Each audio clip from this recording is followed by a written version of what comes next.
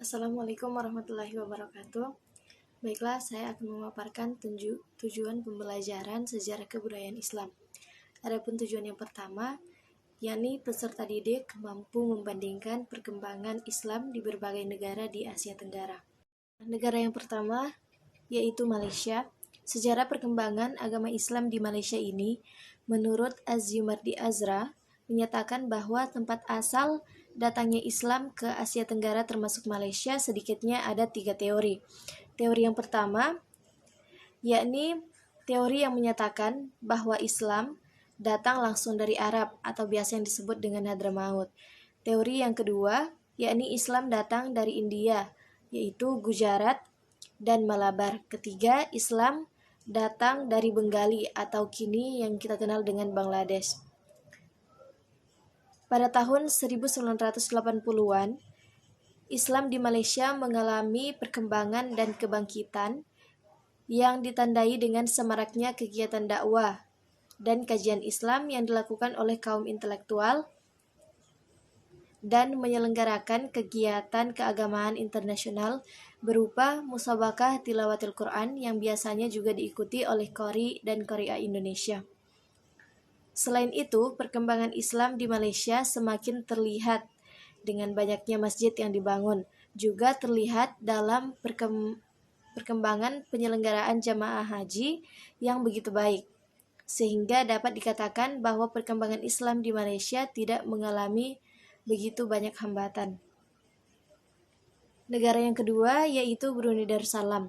Sejarah perkembangan Islam di Brunei Darussalam mulai berkembang dengan pesat di Kesultanan Brunei sejak Syarif Ali diangkat menjadi Sultan ketiga Brunei pada tahun 1425. Selanjutnya, agama Islam di Brunei Darussalam terus berkembang pesat.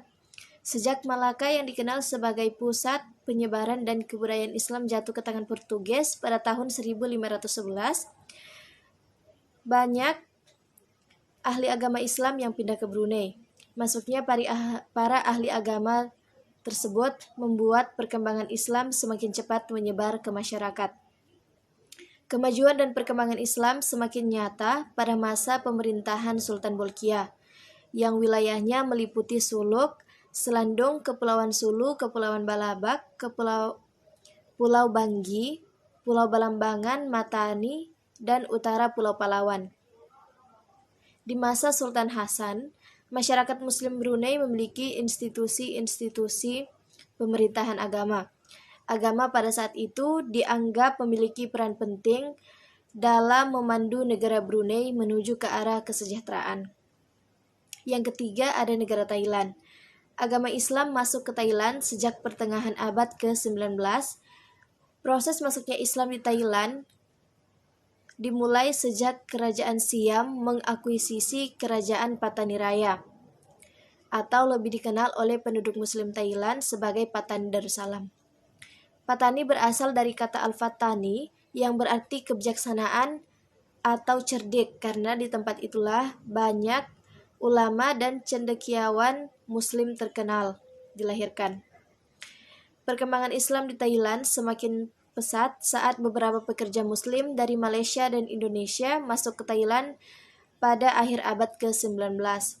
Saat itu mereka membantu kerajaan Thailand membangun beberapa kanal dan sistem perairan di Krung Thep Manahakon, atau sekarang kita kenal dengan sebutan Provinsi Bangkok. Yang keempat ada negara Filipina. Islam tersebar hampir mencapai seluruh kepulauan Filipina. Juga telah berdiri pula pemerintahan Islam. Akan tetapi muncullah arus pemiliran keagamaan yang dibawa oleh penjajah Spanyol yang amat dibenci. Pada tahun 928 Hijriah atau sekitar 1521 Masehi, secara mendadak Spanyol menyerbu kepulauan Filipina. Mereka datang dengan membawa dendam orang-orang salib terhadap kaum muslimin. Maka situasi di Filipina saat itu hampir sama dengan situasi yang dialami oleh Islam Andalusia. Penjajah Spanyol berada di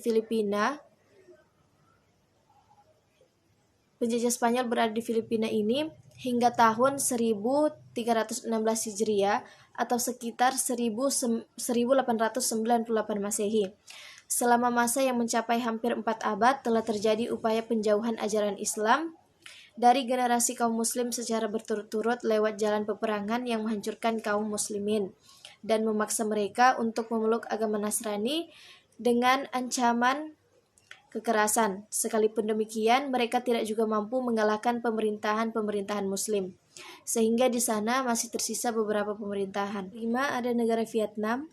Perkembangan agama Islam di negara komunis Vietnam saat ini, sebagaimana dilansir kantor berita AFP pada tahun 2010 lalu, merilis data jumlah penduduk muslim di daerah tersebut sekitar 1.300 jiwa. Berdasarkan data dari pemerintah, Islam adalah agama dengan pemeluk terkecil dari 6 agama yang berkembang di Vietnam. Kegiatan keagamaan masih di bawah kontrol pemerintah Vietnam yang beraliran komunis. Walau berada di bawah kekuasaan pemerintah komunis yang mengontrol dengan ketat, Muslim Cham dapat menjalankan ibadah dengan bebas dan nyaman. Yang keenam ada negara Singapura.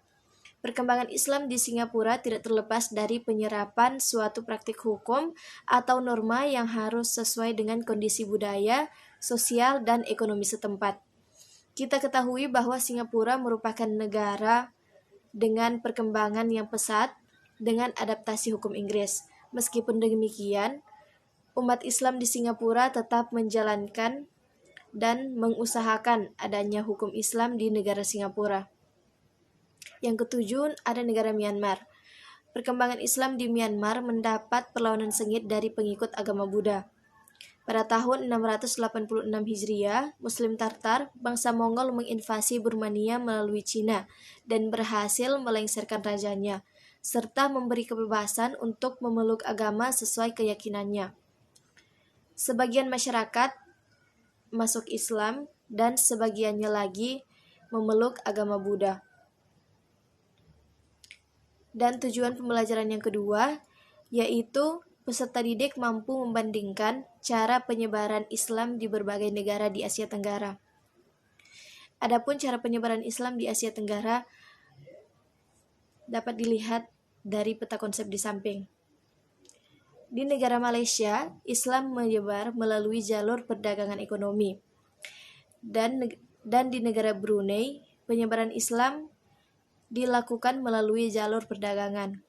Di negara Thailand, penyebaran Islam dilakukan melalui jalur dakwah dan juga pendidikan Islam. Di negara Filipina, penyebaran Islam dilakukan melalui jalur perdagangan, pernikahan, dan juga dakwah. Dan di Vietnam, penyebaran agama Islam dilakukan melalui jalur perdagangan. Di negara Singapura, penyebaran Islam dilakukan melalui jalur perdagangan dan pernikahan.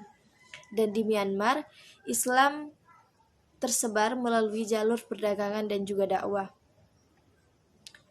Dan tujuan pembelajaran selanjutnya yakni mampu menyimpulkan hikmah dari penyebaran Islam di Asia Tenggara. Dan adapun hikmah yang dapat saya ambil dari pembelajaran ini, yang pertama yakni dapat mengetahui bagaimana Islam dapat menyebar begitu luas di berbagai negara, terutama di Asia Tenggara. Yang kedua, dapat menambah wawasan keilmuan tentang perkembangan Islam di Asia Tenggara. Yang ketiga, memperbanyak keyakinan dalam mendakwahkan Islam yang rahmatan lil alamin. Yang keempat, tentunya dapat meneladani sikap yang dilakukan oleh para penyebar agama Islam dalam mendakwahkan Islam itu sendiri. Sekian, Assalamualaikum warahmatullahi wabarakatuh.